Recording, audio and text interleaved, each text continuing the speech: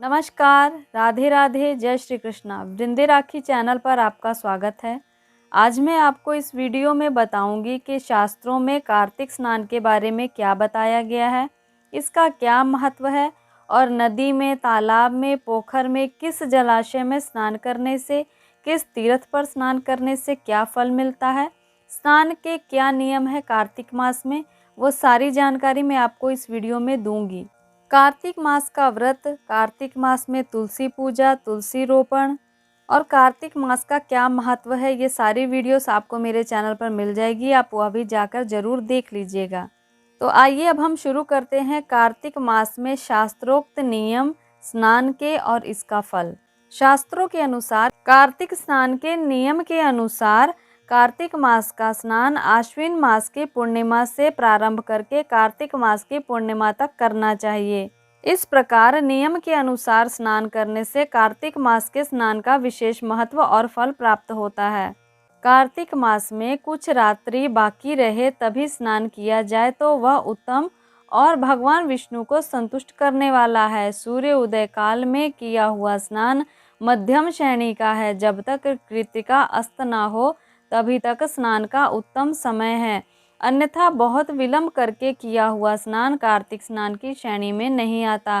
स्त्रियों को भी पति की सहमति से यह कार्तिक स्नान करना चाहिए। कार्तिक मास में जहाँ कहीं भी जलाशय हो उसमें स्नान करने का विशेष महत्व है। गर्म जल की अपेक्षा ठंडे जल में स्नान करने का 10 गुना पुण्य फल प्राप्त होता है। उससे 100 गुना पुण्य बाहरी कुएं के जल से स्नान करने से होता है, जो अपने घर आंगन से बाहर हो।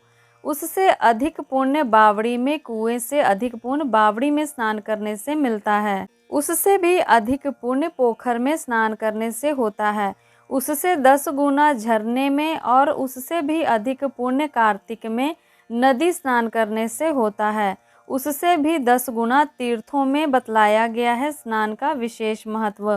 तीर्थों से 10 गुना पुण्य वहाँ होता है जहाँ 2 नदियों का संगम होता है, और यदि 3 नदियों का संगम हो तब तो पुण्य की कोई सीमा ही नहीं। किसी भी नदी, जलाशय, तीर्थ में स्नान करते समय गंगा का जरूर ही स्मरण करना चाहिए। जिसकी तीर्थों में श्रद्धा ना हो, जो तीर्थों में पाप की बात सोचता हो, जो नास्तिक हो, जिसका मन दुविधा में पड़ा हो तथा जो कोरा तर्कवादी हो, ये 5 प्रकार के मनुष्य तीर्थ फल के भागी नहीं होते हैं। जो ब्राह्मण प्रतिदिन प्रातःकाल उठकर तीर्थ में स्नान करता है वह सब पापों से मुक्त हो पर ब्रह्म परमात्मा को प्राप्त होता है।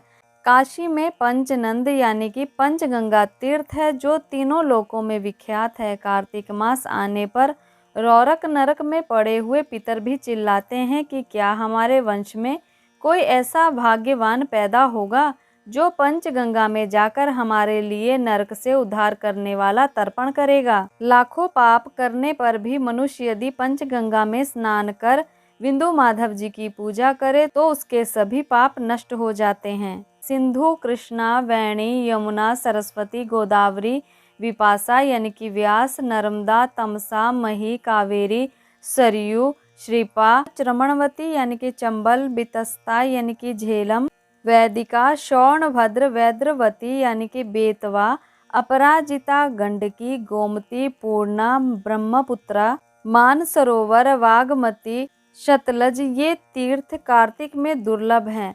सब स्थलों में अधिक आर्याव्रत यानी कि विंध्याचल से लेकर हिमालय तक का जो क्षेत्र है, जिसे उत्तर भारत कहते हैं, पुण्यदायक है। स्नान का तत्व जानने वाले मनीषी पुरुषों ने 4 प्रकार के स्नान बतलाए हैं: वायव्य, वारुण्य, ब्रह्म और दिव्य।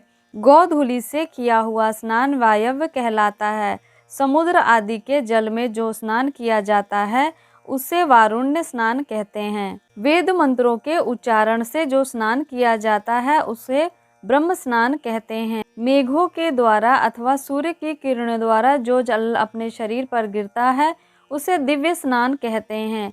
इन सभी स्नानों में वरुण स्नान सबसे उत्तम है।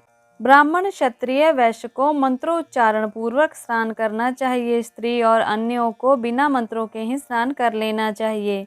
प्राचीन समय में श्रेष्ठ तीर्थ पुष्कर में जहाँ नंदा संगम है, वहाँ नंदा के कहने पर राजा प्रभंजन कार्तिक मास में पुष्कर स्नान करके व्याघ योनि से मुक्त हुए थे और नंदा भी कार्तिक में पुष्कर का स्पर्श पाकर परम धाम को प्राप्त हुई थी। कार्तिक मास नियम के अनुसार आश्विन मास की पूर्णिमा यानी कि शरद पूर्णिमा से ही कार्तिक स्नान प्रारंभ कर देना चाहिए। कार्तिक मास में स्नान, दान, व्रत नियमों के पालन से भगवान विष्णु की कृपा प्राप्त होती है। अंत में भगवान विष्णु के लोक की प्राप्ति होती है। कार्तिक मास में विशेषकर भगवान विष्णु की पूजा अर्चना का विशेष महत्व है। कार्तिक मास भगवान विष्णु को अति प्रिय है। इस माह में कार्तिक मास में भगवान विष्णु के प्रति किया हुआ कोई भी कार्य अत्यधिक फलदायी होता है। इस माह में भगवान राधा कृष्ण की पूजा अर्चना का भी विशेष महत्व है।